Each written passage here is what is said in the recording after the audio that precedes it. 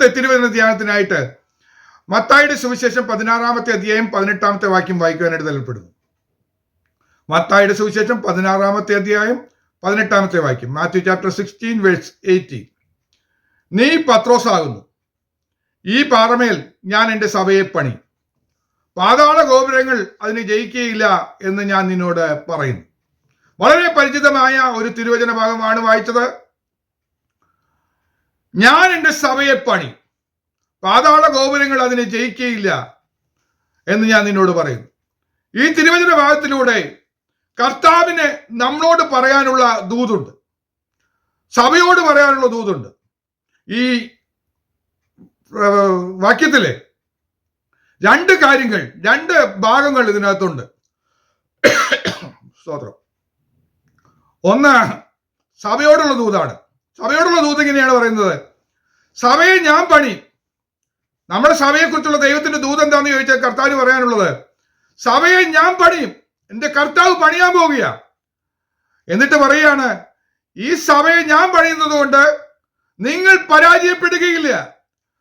സഭ പണിയപ്പെടുമ്പോൾ അതിനെതിരായിട്ട് പാതാള ഗോപുര ശക്തികൾ പോരാടിക്കൊണ്ടിരിക്കും. ഏത് സഭയും ദൈവസഭയാണോ ആ സഭയ്ക്കെതിരെ പോരാട്ടമുണ്ട്. പാതാള ഗോപുര ശക്തികൾ എന്നാണ് അതിന്റെ പേര് വിളിച്ചിരിക്കുന്നത്. അന്ധകാരത്തിന്റെ ചില ശക്തികൾ ദൈവസഭയെ വെല്ലുവിളിച്ച് സഭയെ ഇല്ലായ്മ ചെയ്ത് അതിനെ മുടിക്കുവാനായിട്ട് അന്ധകാര ശക്തികൾ ശ്രമിക്കും. എന്നാൽ ഈ സഭയെ പണിതത് ഞാനാകൊണ്ട്, കർത്താവാണ് സഭയെ പണിയുന്നത്. എന്നാൽ സഭ പണിയുന്ന കർത്താവിന് ഒരു ഉത്തരവാദിത്വമുണ്ട്. അത് പൊളിച്ചു കളയാൻ കഴിയില്ല. കാരണം പണിയുന്നവൻ അവനാണ്. സൃഷ്ടിപ്പിന്റെ ഉടയവൻ തന്നെ നേരിട്ടിറങ്ങി പണിയുമ്പോൾ ഗ്ലോറി, ദൈവസഭയെ അവൻ പണിയാൻ പോകുക. ഇനി നമ്മൾ പരാജയപ്പെടുകയില്ല. ഇന്ന് ഈ വചനത്തിന് ശക്തി ഏറ്റെടുക്കുമ്പോൾ, ദൈവസഭ ഏറ്റെടുക്കുമ്പോൾ, ദൈവസഭ ചില ഉയരങ്ങൾ കൂടെ പണിയപ്പെടും. ചില ഉയരങ്ങളിലേക്ക് അത് പണിയപ്പെടും. ഓ ഹല്ലേലൂയ. ചില സ്റ്റെയർകേസുകൾ പണിയപ്പെടാൻ പോവുകയാണ്. സ്വർഗവും ഭൂമിയും തമ്മിൽ ബന്ധിക്കുന്ന ചില ബന്ധങ്ങൾ, ചില ഗോവേണികൾ പണിയപ്പെടാൻ പോവുകയാണ്. ദൂതന്മാർ ഇറങ്ങുകയും കയറുകയും ചെയ്യുന്ന ചില പടികൾ ദൈവം പണിതെടുത്ത് ദൈവസഭയെ അധികാരപ്പെടുത്താൻ പോവുകയാണ്. അന്ധകാര ദുഷ്ടവ്യാപാരങ്ങൾ തകർക്കാൻ ശ്രമിക്കുന്ന സകല വിഷയങ്ങളിൽ നിന്നും ജയം തരുവാൻ ദൈവത്തിന്റെ ശക്തി വന്നിറങ്ങുക തന്നെ ചെയ്യും. സഭയോട് വലിയ ദൂതാണ് ദൈവത്തിന് പറയാനുള്ളത്. രണ്ടാമത് അവിടെ പറയുന്നത്, എന്ന് ഞാൻ നിന്നോട് പറയുന്നു എന്ന് പറഞ്ഞാണ് ആ വാചകം അവസാനിപ്പിക്കുന്നത്. എന്ന് ഞാൻ നിന്നോട് പറയുന്നു എന്ന് പറഞ്ഞാൽ സഭയോട് മാത്രമല്ല, വ്യക്തിപരമായി ഞാൻ നിന്നോട് പറയുന്നു. ദൈവമക്കളെ, കർത്താവിന് നമ്മോട് പറയാനുണ്ട്. കർത്താവിന് നമ്മോട് പറയാനുള്ള ദൂതുണ്ട്. നീ പത്രോസ് ആകുന്നു, നിന്റെ അവസ്ഥ എനിക്കറിയാം. നീ ഒരു ഞാങ്ങണയാ, നിന്റെ അവസ്ഥ എനിക്കറിയാം. എന്നാൽ ഞാൻ നിന്നെ ഉപയോഗിക്കാൻ പോകുക. ദൈവസഭയുടെ വഴിക്ക് വേണ്ടി, ദൈവിക കാര്യങ്ങൾക്ക് വേണ്ടി ഞാൻ നിന്നെ ഉപയോഗിക്കും. പണിയുന്നത് ഞാൻ പണിയുമ്പോൾ നിന്റെ അവസ്ഥ നോക്കിയല്ലേ. ഞാനൊരു പാറയാണെങ്കിൽ, സ്ട്രോങ് ആണ് ഞാനെങ്കിൽ, ആ പണിയും സ്ട്രോങ്ങാ. നീ അത് മനസ്സിലാക്കുക.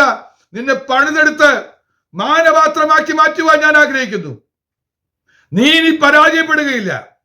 പത്രോസേ, നീ പത്രോസാകുന്നു. നീ ഒരു ഞാങ്ങണയാ. അങ്ങോട്ടും ആടും ഇങ്ങോട്ടും ചായും. നിന്റെ അവസ്ഥ എങ്ങനെയാ?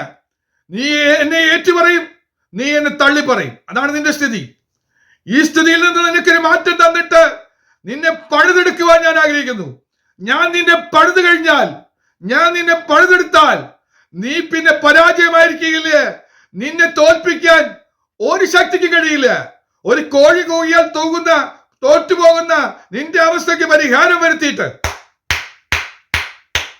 ഒരു സ്ത്രീ നിന്നെ നോക്കി സംസാരിച്ചാൽ പരാജയപ്പെട്ടു പോകുന്ന നിന്റെ വിശ്വാസം, ഓ ഗ്ലോറി, അതെല്ലാം മാറ്റി നിന്നെ സ്ട്രോങ് ആക്കുവാൻ പോവുകയാണ്.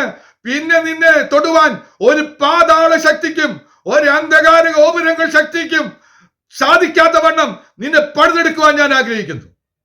ഒന്നുകൂടെ പറഞ്ഞാൽ ഇങ്ങനെ പറയാൻ പറ്റും: കുശവന്റെ കയ്യിലെ കളിമണ്ണ് പോലെയാണ് നീ എന്ന് ഏൽപ്പിച്ചു കൊടുത്താൽ ഞാൻ നിന്നെ പണിയാൻ പോവുക. വ്യക്തിപരമായി നിന്നെ പണിയാൻ പോവുക. ദൈവസഭയെ പണിയുന്ന ദൈവം നിന്നെ പണിതെടുക്കാൻ പോവുക. മാനപാത്രമാക്കി എടുക്കാൻ പോവുക. മാനപാത്രമായി ചില പാത്രങ്ങൾ ഹീനകാര്യത്തിന് ഉപയോഗിക്കാൻ വേണ്ടി ഇവിടെ കാണുമ്പോൾ അതുപോലെയല്ല നിന്റെ അവസ്ഥ. നിന്നെ പണിതെടുത്ത് മാനപാത്രമാക്കി, യജമാനന് വേണ്ടുന്ന പാത്രമാക്കി, യജമാന്റെ ചുണ്ടോട് അടുപ്പിക്കുന്ന പാത്രമാക്കി, യജമാനെ സ്നേഹിക്കുന്ന പാത്രമായി, വീഞ്ഞു നിറയപ്പെട്ട പാത്രമായി നിന്നെ പണിതെടുത്ത് നിന്നെ രൂപാന്തരപ്പെടുത്തിയെടുക്കുവാൻ എന്റെ ദൈവം ഇന്ന് ദൂത് പറയുകയാണ്. വ്യക്തിപരമായ ദൂതറ്റെടുക്കുക. കർത്താവെ, എന്നെ നീ ഒന്ന് പണിയണമേ. എന്നെ നീ പണിതെടുത്താൽ ഇനി ഞാൻ പരാജയപ്പെടുകയില്ല. എനിക്കെതിരെ പോരാടുന്ന ചില പോരാട്ട ശക്തികൾ, പാതാള ഗോപുരത്തിന്റെ ശക്തികൾ, അത് ഇനി എന്നെ ഏശാതെ വണ്ണം ആ ശക്തിയിൽ നിന്ന് ഞാൻ പൂർണ്ണമായി ജയം പ്രാപിപ്പാൻ എന്നെ തന്നെ സമർപ്പിക്കുന്നു എന്ന് പറഞ്ഞുകൊണ്ട് നമ്മളൊന്ന് ദൈവത്തിന് സമർപ്പിക്കുന്നുവെങ്കിൽ നിശ്ചയമായി നാം അനുഗ്രഹിക്കപ്പെടുക തന്നെ ചെയ്യും. നോഹയോട് കർത്താവ് പറഞ്ഞു, നീ ഒരു പെട്ടകം പണിയണം. നീ നിന്റെ കുടുംബത്തിനും ജീവരക്ഷയ്ക്കായി ഒരു പെട്ടകം പണിയാൻ പറഞ്ഞു. പെട്ടകം പണിയാൻ പറഞ്ഞിട്ട് അതിന്റെ ക്രമീകരണങ്ങളെല്ലാം പറഞ്ഞു കൊടുത്തെങ്കിലും കർത്താവ് പെട്ടകം പണിതില്ല. പണിതത് നോഹയാ. നോഹ ഗോഫർ മരമൊക്കെ എടുത്ത് ആളുകളെ വെച്ച് ഉത്സാഹിച്ച് നോഹയാണ് പെട്ടകം പണിതത്. നോഹ പെട്ടകം പണിതു, അവന്റെ കുടുംബത്തിനൊരു രക്ഷയായി മാറി. എന്നാൽ നമുക്കറിയാം, അത് അരാറാത്ത് പർവ്വതത്തിൽ ഉറച്ചു കഴിഞ്ഞപ്പോൾ അതിന് പുറത്തിറങ്ങാൻ അവർക്ക് കഴിഞ്ഞില്ല. വാതിലടച്ചത് കർത്താവായിരുന്നു. പുറത്തിറങ്ങാൻ കഴിഞ്ഞില്ല. നോഹ പുറത്തേക്ക് ഇറങ്ങിയത് അത് പൊളിച്ചിട്ടാണ്. മേൽത്തട്ട് പൊളിച്ചു മാറ്റിയിട്ടാണ് പുറത്ത് കിടന്നത്. നോഹ പണിതത് പൊളിഞ്ഞുപോയി, അത് പൊളിഞ്ഞു പോവും. എന്നാൽ കർത്താവ് പറയുക, നോഹ പെട്ടകം പണിതത് പോലെയല്ല, നീ ഞാനും അല്ല ഇത് പണിയുന്നത്, പണിയുന്നവൻ ഞാനാണ്. പുതിയ നിയമത്തിലേക്ക് വന്നപ്പോ കർത്താവ് പറയുക, ഇനി നീയല്ല പണിയേണ്ടത്, ഞാൻ പണിയാൻ പോകുക. ഞാൻ പണിതാൽ ഒരു ശക്തിക്കും തകർക്കാൻ കഴിയില്ലേ, അത് പരിപൂർണ ജയത്തിനുള്ളതാണ്. നോക്ക്, മോശയോട് പറഞ്ഞു, നീ പർവ്വതത്തിൽ കയറി വരാൻ പറഞ്ഞു. അവിടെ കയറി വന്ന് ദൈവകൂടാരത്തിന്റെ മാതൃകകളെല്ലാം കാണിച്ചു കൊടുത്തു. എന്നിട്ട് പറഞ്ഞു, നീ പണിതോ. പണിയാൻ വേണ്ടി ബസലിയേലിനെയൊക്കെ ഏൽപ്പിച്ചു. അവർക്ക് ജ്ഞാനം പകർന്നു കൊടുത്തു. പണിതവരാ, ബസലേല പണിതത്, മോശയാ പണിതത്. കർത്താവ് പണിതില്ലേ? പഴയ നിയമകാലത്ത് അവൻ പണിതില്ലേ?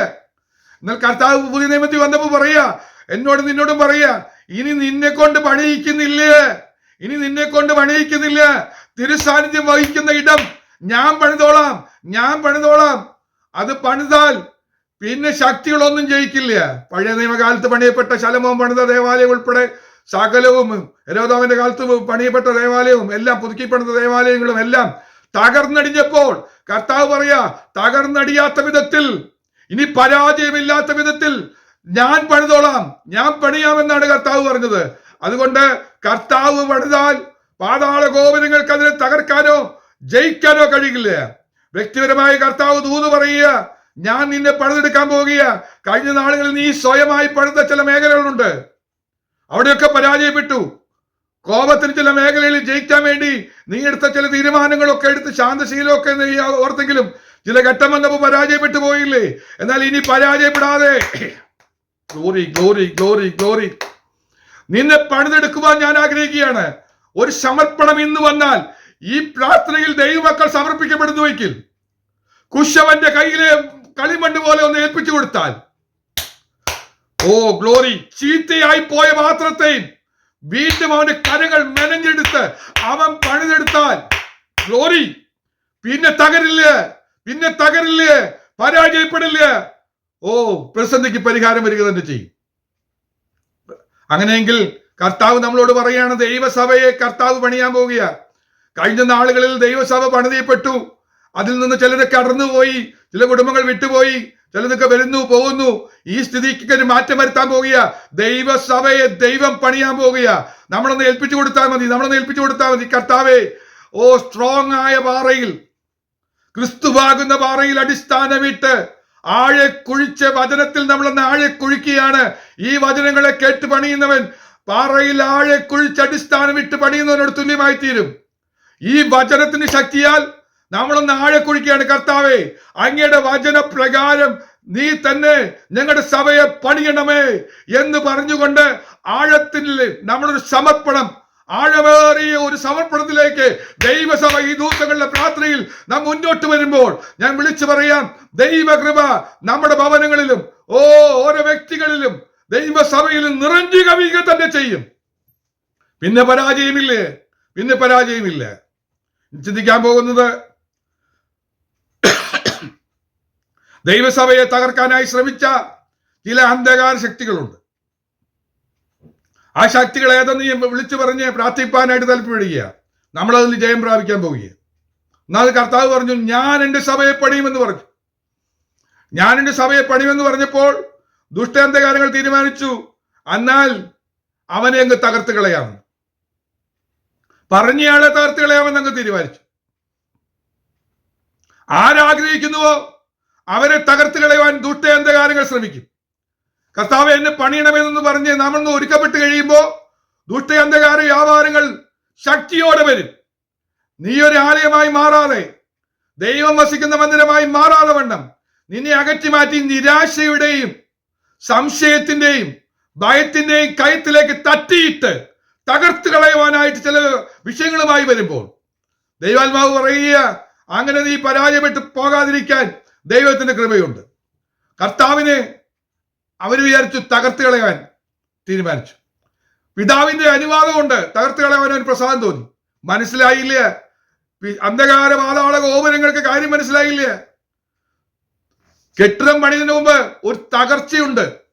നമുക്കറിയാം, ഒരു ഭൂമി തൊട്ടടുത്ത് നമ്മുടെ ഒരു സ്ഥലം, അവിടെ വലിയ JCBയും എക്സ്കവേറ്ററൊക്കെ വന്ന് സ്ഥലമൊക്കെ തട്ടി നിരപ്പാക്കുകയാണെങ്കിൽ നമുക്കൊരു കാര്യം മനസ്സിലാക്കാം.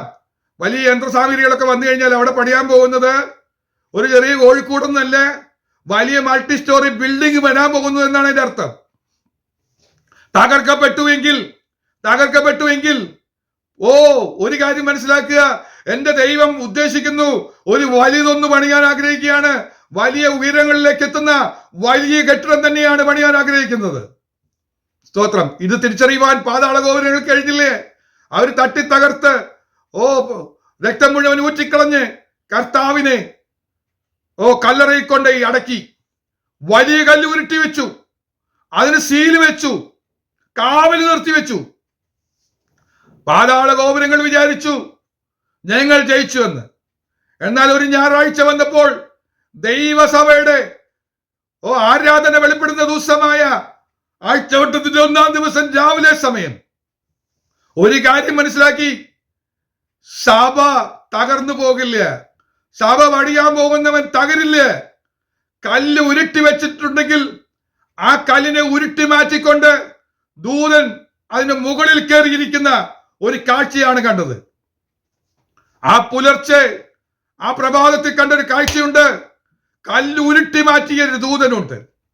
ദൈവസഭയെ തകർത്ത് കളയുവാൻ, വ്യക്തിപരമായ നിന്റെ ജീവിതത്തെ തകർത്ത് കളഞ്ഞ് നിന്നെ അടക്കി, നിന്നെ ഒതുക്കി, കല്ലുരുട്ടി വെച്ച് മുന്നോട്ട് പോകാൻ പറ്റില്ലെന്ന് പറയുന്ന വിധത്തിൽ നിന്നെ ഒതുക്കി കളഞ്ഞ വിഷയങ്ങളുടെ മധ്യത്തിൽ എന്റെ കർത്താവിന്റെ ഇടപെടൽ എന്ന് വരികയാണ്. ഈ ദിവസങ്ങളിൽ കർത്താവിന്റെ ഇടപെടൽ വരികയാണ്. ഈ ദൂതിനോടൊപ്പം ദൂതിന്റെ ശക്തി ദൂതൻ അയച്ചിട്ടുണ്ട്. ദൂത് എന്ന ദൈവം പറയുക, ഈ കല്ലിനെ ഉരുട്ടി മാറ്റുകയാണ്. ഉരുട്ടി മാറ്റി തിരികെ ഉരുട്ടാതെ വണ്ണം, തിരികെ അടച്ചു വെക്കാതെ വണ്ണം അതിന്റെ മുകളിൽ തന്നെ ദൂതനെ ഇരുത്തുന്ന ദൈവശക്തിയാണ് ദൈവസഭയ്ക്ക് വേണ്ടി ദൈവം ഒരുക്കിയിട്ടുള്ളത്. വ്യക്തിപരമായ ജീവിതത്തിൽ നിന്നെ പണിതെടുക്കുവാൻ ആഗ്രഹിക്കുമ്പോൾ തകർത്ത് കളഞ്ഞ ചില മേഖലകളുണ്ടെങ്കിൽ ഇന്ന് എന്റെ ദൈവം പറയുക, നിന്നെ പുതുജീവൻ പകർന്ന്, പുതുശക്തി പകർന്ന് നിന്നെ പണിതെടുത്ത് പുറത്തു കൊണ്ടുവരുവാൻ ദൈവത്തിന്റെ ശക്തി ഇന്ന് പ്രസരിക്കുന്നതിനായി ഞാൻ ദൈവത്തെ സ്തുതിക്കുകയാണ്. വിശ്വസിക്കുന്ന ദൈവമക്കൾ ദൈവത്തെ സ്തുതിച്ചാട്ടെ. ഹല്ലേലൂയ. ആത്മാവിന്റെ ശക്തിയോടെ അല്പനിമിഷം ദൈവത്തെ സ്തുതിച്ച് ആരാധിച്ചാട്ടെ. കർത്താവ് എന്നെ പണിതെടുത്ത് എന്നെ ശക്തീകരിക്കുന്ന ദൈവകൃപ. Glory glory. ഏറെ നേരം ആരാധിക്കാൻ തോന്നുകയാണ്. എന്നാൽ സമയത്തിന്റെ പരിമിതി മൂലം ഞാൻ മുന്നോട്ട് പോകട്ടെ. ദൂതിന്റെ ആഴങ്ങളിലേക്ക് ഇറങ്ങേണ്ടതുണ്ട്. ഇന്ന് നമുക്ക് ജയിച്ചേ പറ്റൂ. നമ്മെ ഒതുക്കി വെക്കുവാൻ, തകർത്ത് കളയാൻ വേണ്ടിയൊക്കെ പരിശ്രമിക്കുമ്പോൾ ഒരു കാര്യം മനസ്സിലാക്കുക, ദൂതനെ അയക്കുന്ന ദൈവകൃപയുണ്ട്. അത് മാത്രമല്ല, നീ തകർന്ന മേഖലയിലേക്ക് പകരുന്നൊരു ശക്തിയുണ്ട്. അതിന്റെ പേരാണ് പുനരുദ്ധാനത്തിന്റെ ശക്തി. സ്തോത്രം. വയലിലെ ഉഴുതുമറിച്ച കണ്ടം പോലെ, വയൽ പോലെ ഉഴുതുമറിച്ചിട്ട ഏത് ഭാഗമാണെങ്കിലും പുനരുദ്ധാനത്തിന് ശക്തി വന്ന് അതിനെ മുഴുവൻ പുതുതാക്കി പണിയുവാൻ, തകർത്തതിനെല്ലാം നേരെയാക്കുവാൻ. Glory glory glory. ഏതെല്ലാം മേഖലകളാണ് തകർന്നിരിക്കുന്നെങ്കിൽ ഒന്ന് പറയുക, ഇങ്ങനൊരു ദൂത് പറയട്ടെ, നിന്റെ പുറം തകർന്നിരിക്കുക. പുറമെ കാണുന്നതല്ല, ആളുകൾ കാണാത്ത മറുവശം തകർന്നിരിക്കുക. പുറമേ നീ ചിരിക്കുന്നുണ്ട്, സന്തോഷമാണെന്നൊക്കെ കരുതി പോകുന്നുണ്ടെങ്കിലും ഉള്ളം തകർന്നിരിക്കുന്ന മേഖലയുടെ മധ്യത്തിൽ കർത്താവിന്റെ ദൂത് പറയുക, പുനരുത്ഥാന ശക്തി ഇന്ന് വ്യാപരിക്കുന്നുണ്ട്. ഈ ദൂതിനോടൊപ്പം വ്യാപരിക്കുന്ന ഒരു ദൈവശക്തിയുണ്ട്.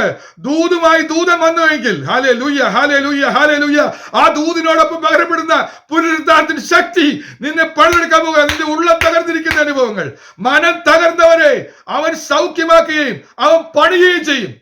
ഓ ഗ്ലോറി! മനം തകർന്നിരിക്കുന്ന ചില മേഖലകൾ, കർത്താവേ, അങ്ങുണ്ടായിട്ടും എന്താ ഇങ്ങനെ സംഭവിച്ചത്? എന്താ ഇങ്ങനെ? എന്റെ ജീവിതം എന്താ? എന്റെ കുടുംബം എന്താ? എന്റെ തലമുറയുടെ കാര്യം എന്താ എന്നൊക്കെ പറഞ്ഞ് ഭാരപ്പെട്ട് തകർന്നിരിക്കുന്ന മേഖലയെ പണിതെടുക്കുന്ന ദൈവശക്തി ഈ ദിവസങ്ങളിൽ വ്യാപരിക്കുന്നതോർത്ത് ഞാൻ ദൈവത്തെ സ്തുതിക്കുകയാണ്. അത് ഏറ്റെടുത്താട്ടെ. അപ്പൊ ഒന്നാമത്, നാം തീരുമാനമെടുത്താൽ തന്നെ ദുഷ്ട അന്ധകാര വ്യാപാരങ്ങൾ തകർത്ത് കളയാൻ ശ്രമിക്കും. എന്നാൽ ഞാൻ വിളിച്ചു പറയട്ടെ, ഇനി നീ തകരില്ല, പണിയുന്നവനാണ് എന്റെ കർത്താവ്, അവൻ നമ്മെ പണിതെടുക്കും. അതിനുവേണ്ടി രണ്ട് കാര്യങ്ങൾ ചെയ്യുന്നു. ഒന്ന്, നിനക്ക് വേണ്ടി ഒരു ദൂതനെ അയച്ചു തരുന്നു. ദൂതൻ വെറുതെയല്ല വരുന്നത്, ദൂതും കൊണ്ടാ വരുന്നത്. ഇന്ന് നിന്റെ അടുത്ത് ഒത്തിരിക്കുന്ന ദൂത് കല്ലിനെ ഉരുട്ടി മാറ്റുന്നതാണ്. അവൻ വരുന്നതിന് മുമ്പേ കല്ലറയ്ക്കകത്തേക്ക് ഇറങ്ങി വന്ന ഒരു ശക്തി അയച്ചിട്ടുണ്ട്. അത് പുനരുദ്ധാനത്തിന്റെ ശക്തിയാ, പണിതെടുക്കുന്ന ശക്തിയാ. തകർന്ന മേഖലകളൊക്കെ പണിതെടുത്ത് നിന്നെ നിലനിർത്തുവാൻ ഈ ശക്തിക്ക് കഴിയും. ഹല്ലേലൂയ! ഇന്ന് ദൈവം കർത്താവ് പരിശുദ്ധാത്മാവ് നമ്മളോട് തന്ന ദൂത്, അത് നമ്മെ ശക്തീകരിക്കുന്നതാണ്, അത് നമ്മെ പണിതെടുക്കുന്നതാണ്. വേഗത്തിൽ മുന്നോട്ട് പോകട്ടെ. രണ്ടാമത്, സഭയെ തകർക്കാൻ ശ്രമിച്ച അന്ധകാര ശക്തിയെ ഒന്നും കൂടി നമുക്ക് ചിന്തിക്കാം. അപ്പോസ്തല പ്രവൃത്തികളുടെ പുസ്തകം 5-ാമത്തെ അധ്യായം 17 മുതൽ 19 വരെയുള്ള വാക്യങ്ങൾ. പിന്നെ മഹാപുരോഹിതനും സദൂക്യരുടെ മതക്കാരായ അവന്റെ പക്ഷക്കാരൊക്കെയും അസൂയ നിറഞ്ഞെഴുന്നേറ്റ് അപ്പോസ്തലന്മാരെ പിടിച്ചു പൊതു തടവിലാക്കി. രാത്രിയിലോ കർത്താവിന്റെ ദൂതൻ കാരാഗൃഹവാതിൽ തുറന്ന് അവരെ പുറത്തു കൊണ്ടുവന്നു. നിങ്ങൾ ദേവാലയത്തിൽ ചെന്ന് ഈ ജീവന്റെ വചനം എല്ലാം ജനത്തോട് പ്രസ്താവിൻ എന്ന് പറഞ്ഞു. സന്ദർഭം നമുക്കറിയാം. അപ്പോസ്തലന്മാരെ കൂട്ടത്തോടെ പിടിച്ചുകൊണ്ടുപോയിരിക്കുക. കാരണം ഈ സഭ ഇനി മുന്നോട്ട് വരരുതെന്ന് പറഞ്ഞുകൊണ്ട് രണ്ട് പ്രശ്നം വന്നിരിക്കുക. ഒന്ന്, ഒരു പക്ഷക്കാരിറങ്ങിയിട്ടുണ്ട്, പക്ഷം പിടിക്കുന്നവര്. ഗ്രൂപ്പിസം വന്നാൽ സഭ തകരും. സഭ തകർക്കാൻ വേണ്ടി ദുഷ്ട ശ്രമിക്കുന്ന പരിപാടിയാണ് പക്ഷം പിടിക്കുക. അവന്റെ പക്ഷം, ഇവന്റെ പക്ഷം. ഞാൻ പൗലോസിന്റെ പക്ഷക്കാരൻ, ഞാൻ അപ്പൊല്ലോസിന്റെ പക്ഷക്കാരൻ, ഞാൻ രണ്ട് പക്ഷത്തിലുമില്ല, ഞാൻ ക്രിസ്തുവിന്റെ പക്ഷക്കാരനാ, എല്ലാം പക്ഷക്കാരാണ്. ഇത് സഭയെ പൊളിക്കാനുള്ള ദുഷ്ടതന്ത്രമാണ്. സ്തോത്രം! സഭയെ പൊളിക്കാൻ വേണ്ടി എടുക്കുന്ന ദുഷ്ടന്റെ തന്ത്രമാണ് പക്ഷം. രണ്ട്, സഭയുടെ കൊണ്ടുവരുന്ന ദുഷ്ടന്റെ പദ്ധതിയാണ് അസൂയ. അസൂയ വരികയാണ്, പരസ്പരം അസൂയ. അവൻ അവസരം കിട്ടുന്നു, എനിക്ക് അവസരമില്ലേ, അവനാണ് മാനിക്കപ്പെടുന്നത്, എന്നെ വിലയില്ലാതെയാക്കുന്നു എന്നൊക്കെ പറഞ്ഞ് ചില വിഷയങ്ങൾ. പരസ്പരം അവൻ നന്നാകുന്നത് കണ്ടുകൂടാ, അസൂയ വന്നു കയറുകയാ. ദുഷ്ട അന്ധകാരങ്ങൾ ചെയ്യുന്ന പരിപാടിയാണ്.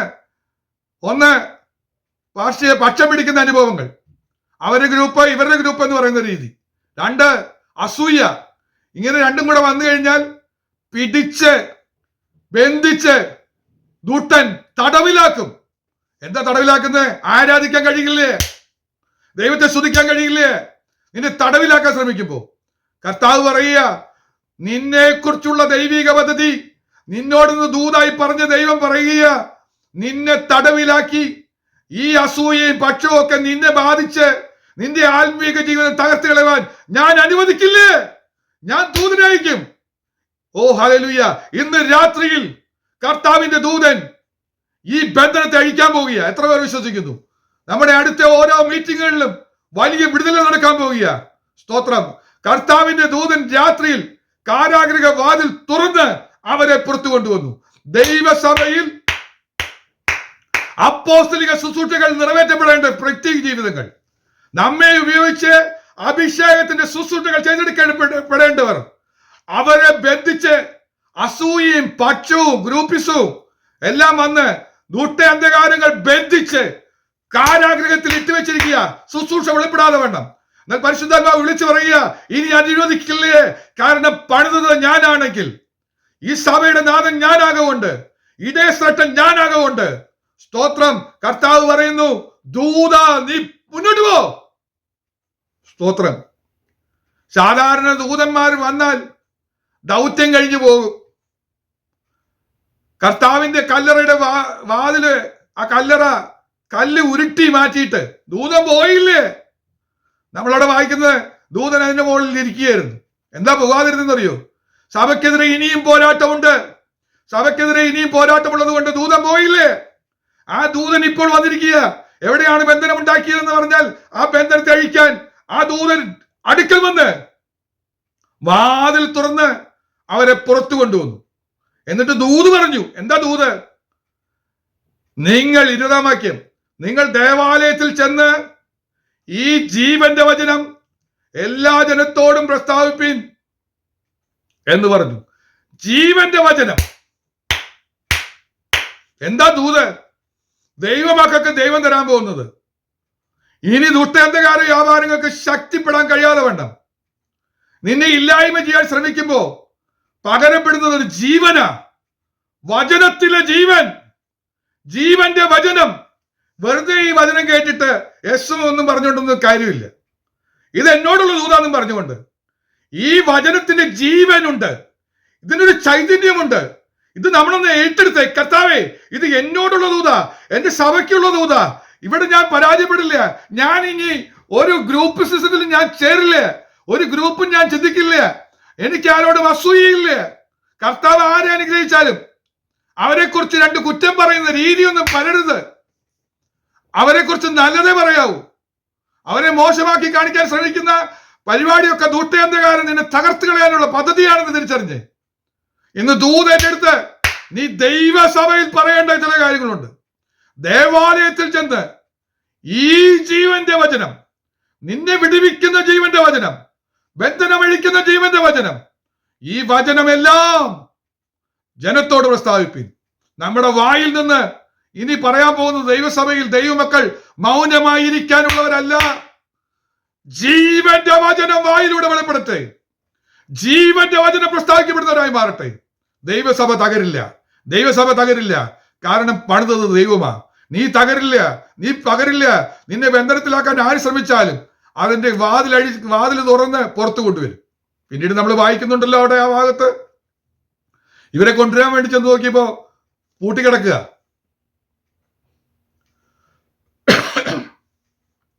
അവര് താക്കോലിട്ട് തുറന്നു നോക്കിയപ്പോ അകത്താളില്ല. അപ്പൊ ദൂതൻ വാതിൽ തുറന്ന് കാരാഗ്രഹം പൂട്ടി. എന്തിനാ പൂട്ടിയേ? പത്രോസ് കാരാഗ്രഹത്തിൽ കിടന്ന സമയത്ത് എല്ലാം തുറന്നിടുകയത്, പൂട്ടിയില്ല. ഇവിടെ നമ്മൾ കാണുന്നത് നിനക്ക് വേണ്ടി കർത്താവ് ഒരുക്കുന്നത് ഇനി നിന്നെ കൊണ്ടുപോയി ഇടാതിരിക്കാൻ വേണ്ടി. ഇനി നിന്നെ കൊണ്ടുപോയി ഇടാതിരിക്കാൻ വേണ്ടി അത് പൂട്ടി.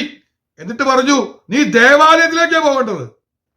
ദൈവസഭയുടെ അകത്താണ് നീ പ്രവർത്തിക്കേണ്ടത്. ദൈവസഭയുടെ അകത്തു ചെന്ന് ജീവന്റെ വചനം ജനത്തോട് പ്രസ്താവിപ്പിൻ. പരിശുദ്ധാത്മാവ് എന്നോട് സംസാരിച്ചപ്പോ ഞാൻ സമർപ്പിച്ചു ദൈവസന്നിധിയിൽ നിന്നും കൂടെ ജീവന്റെ വചനം പറയണം. എനിക്ക് കിട്ടിയ വെളിപ്പാടുകള്, ദർശനങ്ങള്, അതെന്റെ ജീവിതത്തിൽ ചൈതന്യമായി വന്നെങ്കിൽ അതാണ് ഞാൻ പറയേണ്ടത്. ഈ ജീവന്റെ വചനമാണ് പറയേണ്ടത്. എന്നെ വിടുവിച്ച, എന്നെ രക്ഷിച്ച, എന്നെ ശക്തീകരിച്ച വചനമുണ്ട്. ജീവൻ പ്രാപിച്ച വചനമുണ്ട്. ഹല്ലേലൂയ. എനിക്ക് ക്ഷീണിച്ചു പോക്കൂടെ? ഞാനൊരു മനുഷ്യനല്ലേ. ആത്മീകമായ ശക്തിയൊക്കെ ബലഹീനമായി ചോർന്നു പോയി. നിരാശയുടെ 2 വാക്കുകളും പറഞ്ഞ് മറ്റുള്ളവരെ കുറ്റം പറഞ്ഞ് ചില പ്രസംഗരൊക്കെ പ്രസംഗിക്കുന്നത് പോലെ പരിവവും പരാതിയും. ഇനി എന്തിനു പറയുന്നു? മെയിനായിട്ട് പ്രശ്നം എന്താന്ന് വെച്ചാൽ പരിഹാസമാണ്. മറ്റുള്ളവർ പരിഹസിച്ചുകൊണ്ടിരിക്കുക. ഇതൊക്കെ പറഞ്ഞ് സമയം വേണമെങ്കിൽ കളയാം. അതിനല്ല കർത്താവ് എന്നെ ഉദ്ദേശിക്കുന്നത്. കർത്താവ് പറയാ, നിനക്ക് ഈ വക കാര്യങ്ങളിലേക്ക് പോകണ്ട. ആരെയും പരിഹസിക്കാൻ നടക്കണ്ട, ആരെയും ശുശ്രൂഷയെ നിന്ദിക്കാൻ നടക്കണ്ട. അതിന്റെ കാര്യമൊന്നും നീ നോക്കണ്ട. കള പറിക്കാൻ നടക്കുകയാണെന്നേ കർത്താവ് പറയാ. നീ കള പറിക്കണ്ട. കള പറിക്കാൻ ഞാൻ ദൂതന്മാരെ അയക്കുന്ന ഒരു ദിവസമുണ്ട്. അവർ കള പറിക്കും. നീ കള പറിച്ചാൽ നല്ല വിത്തിന് പോലും കേടുവരും. ദൈവസഭ മനസ്സിലാക്കേണ്ട ഒരു കാര്യമാ. ഇന്ന് അനേകരും ശുശ്രൂഷയിലെ കാര്യം ജീവന്റെ വചനം പറയുന്നതിന് പകരം പരിഹാസം കൊണ്ട് നടക്കുക, കള പറിക്കാൻ നടക്കുക. അതെല്ലാം വലിയ പരാജയമാ. അത് കേട്ടിരിക്കാൻ ആൾക്കാർക്ക് സുഖമാ, സന്തോഷമാണൊക്കെ തോന്നും. എന്നാൽ കർത്താവ് പറയുക, നീ ജീവന്റെ വചനമാണ് ജനത്തോട് പ്രസ്താവിക്കേണ്ടത്. ജീവന്റെ വചനം, വിടുതൽ തരുന്ന വചനം. നീ തകർത്ത് കളയാനായിട്ട് ദുഷ്ടൻ ശ്രമിക്കുമ്പോൾ അതിൽ നിന്ന് മോചനം തരുന്ന വചനമുണ്ട്. അത് ഏറ്റെടുക്കുമ്പോൾ ജീവൻ വ്യാപരിക്കും, പരാജയമില്ലേ. ഞാൻ വേഗത്തിൽ മുന്നോട്ട് പോകട്ടെ. അപ്പൊ സഭയെ പണിയുന്ന കർത്താവ്, ആരൊക്കെ അന്ധകാര ശക്തികൾ പോരാടി കാരാഗ്രഹത്തിൽ അടച്ചാലും ഈ സഭ തകരില്ല. കാരാഗ്രഹത്തിന്റെ വാതിൽ തുറന്ന് പുറത്തു കൊണ്ടുവരും. സഭ പണിയപ്പെടും. ഒരു പാതാള ഗോപുരത്തിന്റെ പദ്ധതിയും നടപ്പാകില്ല. അപ്പൊ പാതാള ഗോപുരത്തിന്റെ രണ്ടാമത്തെ പദ്ധതിയും പൊളിഞ്ഞു മാറി. മൂന്നാമത്തത് അപ്പോസ്തല പ്രവൃത്തികൾ 12-ന്റെ 1-ാമത്തെ വാക്യം. അപ്പോസ്തല പ്രവൃത്തി 12:1. ആ കാലത്ത് ഹെരോദ രാജാവ് സഭയിൽ ചിലരെ പീഡിപ്പിക്കേണ്ടതിനെ കൈനീട്ടി. യോഹന്നാന്റെ സഹോദരനായ യാക്കോബിനെ അവൻ വാളുകൊണ്ട് കൊന്നു. മൂന്നാമത് പാതാള ഗോപുരത്തിന്റെ ശക്തി ഹെരോദ രാജാവിന്റെ രൂപത്തിൽ പ്രത്യക്ഷപ്പെട്ടു. അതിനെക്കുറിച്ച് ഇങ്ങനെ പറയാം, ഹെരോദിയ പോരാട്ടം എന്ന് വേണമെങ്കിൽ പറയാം. ഹെരോദ പോരാട്ടം ശക്തിയോടെ എഴുന്നേറ്റു. അതിന്റെ പദ്ധതി എന്താണെന്ന് അറിയാമോ? സഭയിൽ ചിലരെ പീഡിപ്പിക്കുക. ദൈവസഭയുടെ അകത്ത് വേണ്ടുന്നത് സന്തോഷം, മഹാസമാധാനം, മഹാസന്തോഷം, വിടുതൽ. നടക്കേണ്ട ഇടത്ത് ചിലരെ പീഡിപ്പിക്കുന്ന ദുഷ്ടഅന്ധകാരങ്ങൾ ചില കുടുംബങ്ങളെ, ചില വ്യക്തികളെ പീഡിപ്പിക്കുകയാണ്. അതിനുവേണ്ടി കൈനീട്ടിയിരിക്കുകയാണ്. ഇന്ന് ഈ കരത്തെ ദുർബലമാക്കുവാൻ ദൈവശക്തി വ്യാപരിക്കാൻ പോകുകയാണ്. ഗ്ലോറി. വലിയ ദൂത് ഈ ഭാഗത്ത് നമുക്ക് ഏറ്റെടുക്കേണ്ടതുണ്ട്. ദൈവസഭയിൽ കഷ്ടം അനുഭവിക്കുന്ന കുടുംബങ്ങൾക്ക് ഈ ദിവസങ്ങളിൽ വിടുതൽ നൽകാൻ പോവുകയാണ്. ഈ ഹെരോദിയ പോരാട്ടങ്ങൾ കൈ നീട്ടി പീഡിപ്പിച്ചുകൊണ്ടിരിക്കുക. സന്തോഷത്തെ തല്ലുകി കിടത്തി. ഒന്നുകൂടെ പറഞ്ഞ, വാളുകൊണ്ട് കൊന്നു. യാക്കോബിനെ വാളുകൊണ്ട് കൊന്നു. എന്റെ അർത്ഥം മനസ്സിലായോ? ഒറ്റവേട്ട്. ചില പോരാട്ടങ്ങൾ വന്നിട്ട് ആത്മീകത്തിൽ നിന്നെ എടുത്തു മാറ്റുന്ന, ഒതുക്കിക്കളയുന്ന കൈയാണ് വരുന്നത്. അതിനുവേണ്ടിയാണ് ഈ പീഡനവുമായിട്ട് വന്നിരിക്കുന്നത്. എന്നാൽ നിന്റെ മേൽ വാൾ വീഴുന്നതിന് മുമ്പ് ഹല്ലേലൂയ, അന്ധകാരത്തിൽ നിന്ന് ജയം തരുവാൻ ദൈവത്തിന് പദ്ധതിയുണ്ട്. അവിടെ വായിക്കുന്ന ഇങ്ങനെയാണ്, ആ പദ്ധതിയുമായിട്ട് ചിലരെ പീഡിപ്പിക്കേണ്ടതിന് വേണ്ടി കൈനീട്ടിയെങ്കിൽ അടുത്ത് വീണ്ടും കൈനീട്ടി പത്രോസിനെയും പിടിച്ചു എന്നാണ് അവിടെ എഴുതിയിരിക്കുന്നത്. പത്രോസിനെയും പിടിച്ചു. സ്തോത്രം. ഒരാളെ സഭയിൽ നിന്ന് വെട്ടിമാറ്റി കൊണ്ടുപോയെങ്കിൽ വീണ്ടും കൈനീട്ടുമ്പോ എന്ത് ചെയ്യണം? അങ്ങനെയാണ് നമ്മൾ മനസ്സിലാക്കേണ്ടത്. ഇവിടെയാണ് ദൈവസഭയുടെ ചില ദൗത്യങ്ങൾ കിടക്കുന്നത്. 12-ന്റെ 5-ാം വാക്യം വായിക്കുന്നത് ഇങ്ങനെയാണ്, ഇങ്ങനെ പത്രോസിനെ തടവിൽ സൂക്ഷിച്ചു വരുമ്പോൾ സഭ ശ്രദ്ധയോടെ അവന് വേണ്ടി ദൈവത്തോട് പ്രാർത്ഥന കഴിച്ചു പോന്നു. ദൂത് മനസ്സിലാക്കിയ ദൈവമക്കൾ ദൈവത്തെ സ്തുതിച്ചാട്ടെ. ഞാൻ പറയാതെ തന്നെ ദൈവമക്കൾക്ക് ദൂത് മനസ്സിലായി ഞാൻ പ്രതീക്ഷിക്കുകയാണ്. സഭയിൽ ചിലരെ പീഡിപ്പിക്കുന്ന ഹെരോദാവിന്റെ കരങ്ങളെ മനസ്സിലാക്കുന്ന ദൈവസഭ ശ്രദ്ധയോടെ അവന് വേണ്ടി ദൈവത്തോട് പ്രാർത്ഥിക്കണം. Glory, glory. എന്തിനാ ഈ 2 ദിവസം വേർതിരിച്ച് പ്രാർത്ഥന വെച്ചിരിക്കുന്ന ദൈവസഭ? Glory, glory. ദൈവസഭയിൽ ചിലരെ പീഡിപ്പിക്കുന്ന ഹെരോദാവിന്റെ കരങ്ങളെ കണ്ടുകൊണ്ട് കർത്താവേ, ആ വ്യക്തിയെ, ആ കുടുംബത്തെ, പ്രിയ സഹോദരനെ, പ്രിയ സഹോദരിയെ കർത്താവെ വിടുവിക്കണമെന്ന് പറഞ്ഞുകൊണ്ട് ശ്രദ്ധയോടുകൂടിയ ഒരു പ്രാർത്ഥന ആവശ്യമാണ്.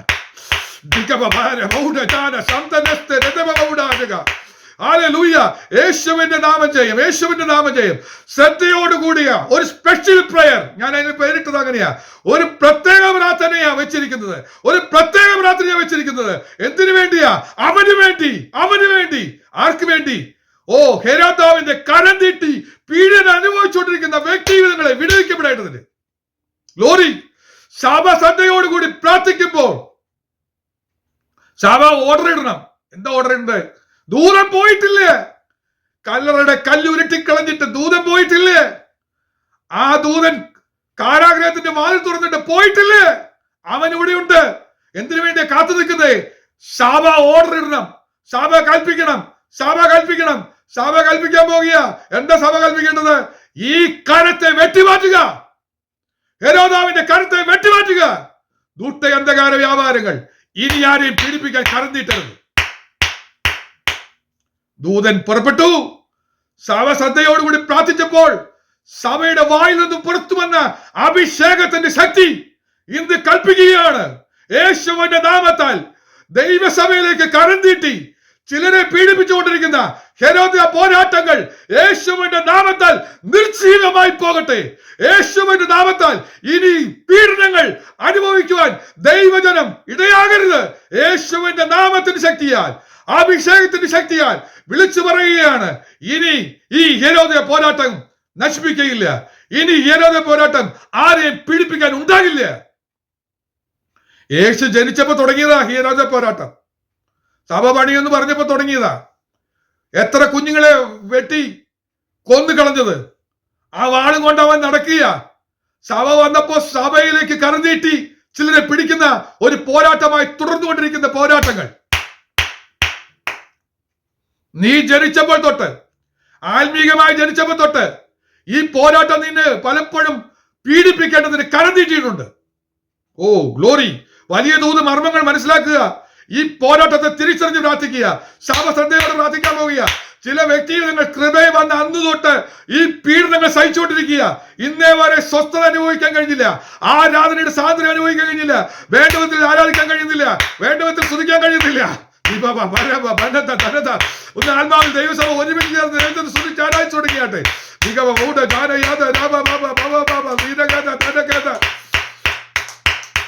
ഓ glory glory glory glory glory glory! ഈ അന്ധകാരങ്ങൾക്ക് ഇനി സ്ഥാനമില്ല. ഈ അന്ധകാരങ്ങൾക്ക് ഇനി സ്ഥാനമില്ല. യേശുവിന്റെ നാമത്താൽ കൽപ്പിക്കപ്പെടുകയാണ്. ദൈവസഭ പറയുമ്പോ ദൂതൻ പുറപ്പെടുകയാണ്. ദൂതൻ പോയി. എന്താണ് അവിടെ പറയുന്നത്? 12:23 വായിക്കുമ്പോൾ നമുക്ക് കാണാൻ കഴിയുന്നു, അവൻ ദൈവത്തിന് മഹത്വം കൊടുക്കായികയാൽ ആരാ? ഹെരോദാ പോരാട്ടം ദൈവമഹത്വം തടയുന്നവനാ. ദൈവസഭയുടെ മഹത്വം പുറത്തു വരാതെ തടയുന്ന കരമാ. ഇത് കണ്ടപ്പോ കർത്താവിന്റെ ദൂതൻ ഉടനെ അവനെ അടിച്ചു. ഇന്ന് ദൈവസഭ കൽപ്പിക്കുമ്പോ ഈ ഹെരോദ്യ പോരാട്ടത്തെ ദൂതൻ അടിക്കുകയാണ്. ഈ ദൂതന്റെ ശക്തി അടിക്കുകയാണ്. ഹെരോദ്യ പോരാട്ടങ്ങൾക്ക് നേരെ, ദൈവസഭയ്ക്ക് നേരെ കരം നീട്ടിയ കരങ്ങളെ നോക്കി അവൻ അടിക്കുകയാണ്. ദൂതനടിച്ചാൽ, ഈ ദൂതടിക്കുമ്പോൾ അവൻ ക്രിമിക്കിരയായി പ്രാണനെ വിട്ടു. ഇനി ഈ അന്ധകാര ശക്തിയില്ല.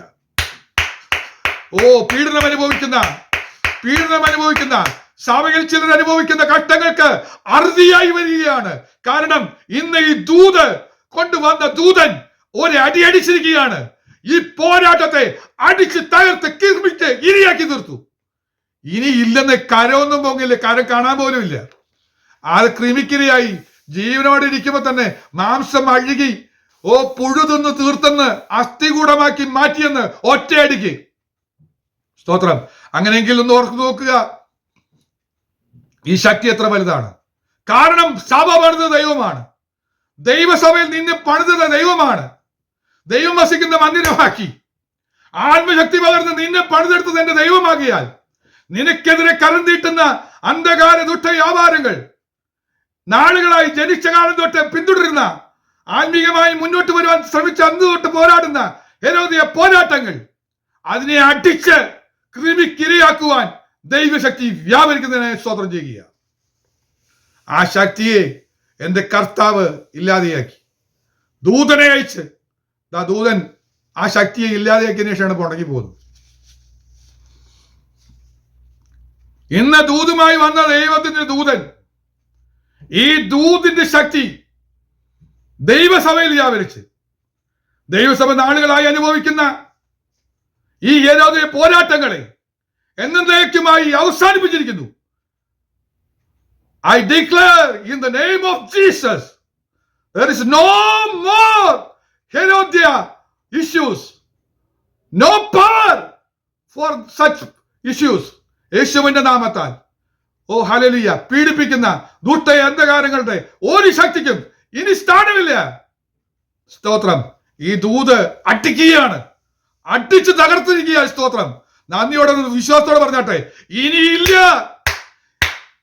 ഇന്നലെ രാത്രി വരെ പോരാടിയ അന്ധകാര ശക്തി ഇന്ന് രാവിലെ ഉച്ചശക്തിയോടെ പോരാടിയ ശക്തി ഇനി ഇല്ലെന്ന് വിശ്വാസത്തോടെ ഏറ്റെടുത്താട്ടെ. ദൂതന്റെ ദൂത് അടിക്കട്ടെ, അടിക്കട്ടെ, അത് കൃപയ്ക്കായി തീരട്ടെ. ഇനി നാലാമത്തത്, ഇനിയും പോരാട്ടം വരുന്നുണ്ട്. അതെന്താണ്? അപ്പോസ്തല പ്രവൃത്തികളുടെ പുസ്തകം 8-ാമത്തെ അധ്യായം 3-ാമത്തെ വാക്യം. എന്നാൽ ശൗൽ വീടുതോറും ചെന്ന് പുരുഷന്മാരെയും സ്ത്രീകളെയും പിടിച്ചിഴച്ചു, തടവിലേൽപ്പിച്ചുകൊണ്ട് സഭയെ മുടിച്ചു പോന്നു. ആ വരുന്ന അടുത്തൊരു ശക്തി. ശൗൽ അധികാരങ്ങളുള്ള ഒരു വ്യക്തി, ഒരു യവന ശക്തി, സ്ട്രോങ് ശക്തി വന്നിരിക്കുക. പ്രായമുള്ളതൊന്നുമല്ല, ഒരു യൂത്ത് ശക്തി വന്നിരിക്കുക. ശൗൽ ആ പദ്ധതി ഒന്നും കൂടെ വിശാലമാ. എങ്ങനെയാണെന്നറിയോ? വീട്ടിനകത്ത് ചെന്ന് അവിടെയുള്ള സ്ത്രീകളെയും പുരുഷന്മാരെയും പിടിച്ചിഴച്ചുകൊണ്ടിരിക്കുന്ന ഒരു ശക്തി. എന്താ ചെയ്യുന്നത്? ഈ ശൗലിന്റെ ശക്തി ചെയ്യുന്നത്, ഈ പാതാള ഗോപുരത്തിന്റെ ശക്തി ശൗലിലൂടെ വ്യാപരിച്ചപ്പോൾ ചെയ്യുന്ന കാര്യം എന്താ? വീട് തോറും ചെന്ന് സഭയിൽ ചിലരെ കരം നീട്ടി പിടിക്കുകയായിരുന്നു ഹെരോദേ ശക്തിക്ക്. വീടാന്തരം ചെന്ന് കയറി വീട്ടിനകത്ത്, സ്തോത്രം, സ്ത്രീകളെയും പുരുഷന്മാരെയും, ഒന്നും കൂടെ പറഞ്ഞ കുടുംബത്തിന്റെ അകത്ത് പിടിച്ചിഴക്കിയ, ചേർന്ന് പോകേണ്ടവരെ ഇഴച്ചു മാറ്റുക. മുപ്പിരിച്ചരുടെ വേഗത്തിൽ അറ്റുപോയില്ല, ചേർന്നിരിക്കേണ്ട ചരടിനെ പിടിച്ചിഴച്ചു, ലൂസാക്കി വേർതിരിക്കുക. സ്നേഹബന്ധങ്ങളെ ഇഴച്ചു മാറ്റുക. സന്തോഷത്തെ വലിച്ചഴക്കുകയാണ്. വീട്ടിൽ നിന്ന് പുറത്തിറക്കി കളയുക. സ്വസ്ഥത, സമാധാനം, ജയം, എങ്ങനെ പോകേണ്ട സ്വർഗതുല്യമായി നിൽക്കേണ്ട അനുഭവങ്ങളെ വീട്ടിനകത്ത് കയറി ആക്രമിക്കുന്ന അന്ധകാരങ്ങൾ ഇന്ന് ജയം പ്രാപിക്കാൻ പോവുക. സ്തോത്രം. എന്നിട്ട് എന്താ ലക്ഷ്യം? തടവിലേൽപ്പിച്ച് ബന്ധനത്തിലാക്കി സഭയെ മുട്ടിക്കാൻ ഈ പദ്ധതി ഇട്ടിരിക്കുക. തിരിച്ചറിയുന്ന ദൈവമക്കൾ, ദൈവസഭയുടെ അകത്ത് മുടിവ് വരുത്തുവാൻ ശ്രമിക്കുന്ന അന്ധകാര ശക്തികൾ യേശുവിന്റെ നാമത്താൽ മാറിപ്പോകട്ടെ. അടിക്കുന്ന പദ്ധതിയുണ്ടെന്നേ, അടിക്കുന്ന പദ്ധതിയുണ്ട്. ഈ തുരക ശക്തി, അതിന്റെ മുകളിൽ കയറി വരുന്ന ശൗലിന്റെ ശക്തി കുതിരപ്പുറത്ത് കയറി വരുമ്പോ അവനെ അടിച്ച് താഴെയിടുന്ന ദൈവകരം ചലിക്കുക. കാരണം എന്താ അറിയോ? ഒരു അനന്യാസ് മാത്രം പ്രാർത്ഥിക്കുന്നുണ്ട്. ദൈവസഭ മുഴുവൻ ഇരുന്ന് പ്രാർത്ഥിക്കുക. ദൈവസഭയ്ക്കെതിരെയുള്ള പോരാട്ടം തിരിച്ചറിഞ്ഞപ്പോൾ അന്നു തൊട്ട് സഭ ശ്രദ്ധയോടെ പ്രാർത്ഥിക്കുക. എന്താണ്? അധികാരപത്രവുമായിട്ട് ചില അധികാരങ്ങൾ. നമുക്ക് പോരാട്ടമുള്ളത് ജഡരക്തങ്ങളോടെയല്ല, വാഴ്ചകൾ, അധികാരങ്ങൾ, ദുഷ്ടാത്മസേനകൾ, സ്വർലോകത്തിൽ ദുഷ്ടാത്മസേനകൾ. ഈ അന്ധകാര ശക്തികളുടെ ചില പേരാണ് അധികാരങ്ങൾ. അവന് ഭയങ്കര റൂളാ, അവന് ഭയങ്കര പവറാന്ന് പറഞ്ഞുകൊണ്ടിരിക്കുന്ന ചില അന്ധകാര ശക്തികളുണ്ട്.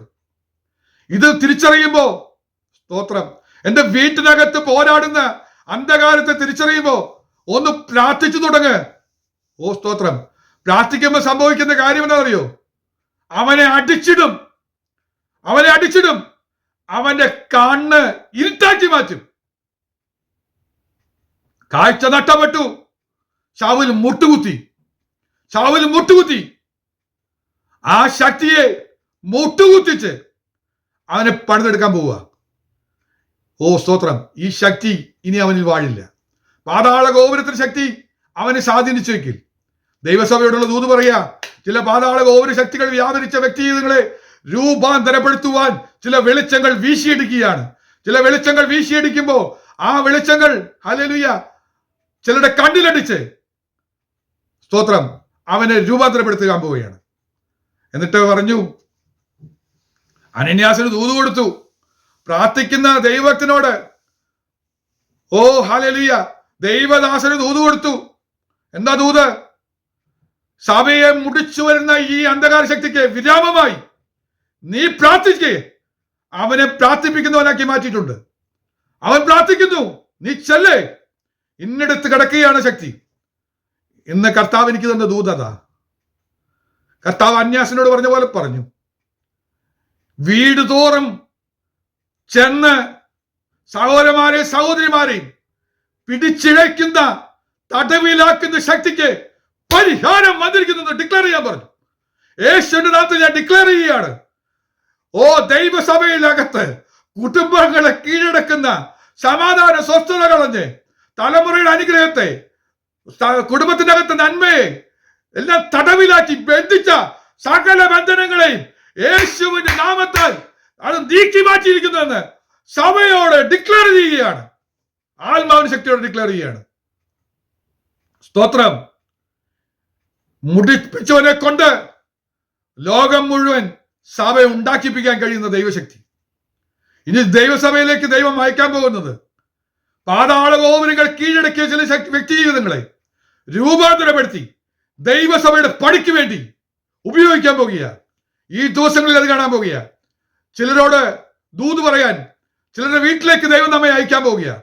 നമ്മൾ പോയി അവിടെ ചെന്ന് പ്രാർത്ഥിക്കുമ്പോൾ അവരുടെ കണ്ണിന്റെ ചിതമ്പല് പോലെ ഉള്ള ചില അനുഭവങ്ങൾ കൊഴിഞ്ഞുപോയി കാഴ്ച പ്രാപിക്കുക, ശക്തിപ്പെടുക, മേൽക്കുമേൽ ശക്തി പ്രാപിച്ചവരായി ദൈവസഭയെ പണിയുന്നവരാക്കി ചിലരെ ദൈവസഭയുടെ അകത്തേക്ക് കൊണ്ടുവരാൻ പോകുക. കഴിഞ്ഞ നാളുകളിൽ ദുഷ്ട വ്യാപാരങ്ങൾ കീഴടക്കി ദൈവസഭയുടെ അകത്ത് കയറ്റാതെ ദൈവസഭയെ മുടിക്കുകയും ദൈവദാസന്മാരെ ചീത്ത വിളിക്കുകയും ദൈവദാസന്മാരെ തെറി പറയുകയും ഉപദ്രവിക്കാൻ ശ്രമിച്ച വ്യക്തിഗതങ്ങളെ യഥാസ്ഥാനപ്പെടുത്തി ദൈവസഭയുടെ പണിക്ക് വേണ്ടി ദൈവം കൊണ്ടുവരുന്നു എന്ന് ദൈവാത്മാവ് സഭയോട് ദൂത് പറയുന്നു. വിശ്വസിക്കുന്ന ദൈവമക്കൾ ആമേൻ പറഞ്ഞ് സ്തുതിച്ചാട്ടെ. അങ്ങനെ സംഭവിക്കട്ടെ, അങ്ങനെ സംഭവിക്കട്ടെ, അങ്ങനെ സംഭവിച്ചിരിക്കാൻ ഞാൻ ദൈവത്തിന് സ്തുതിക്കുകയാണ്.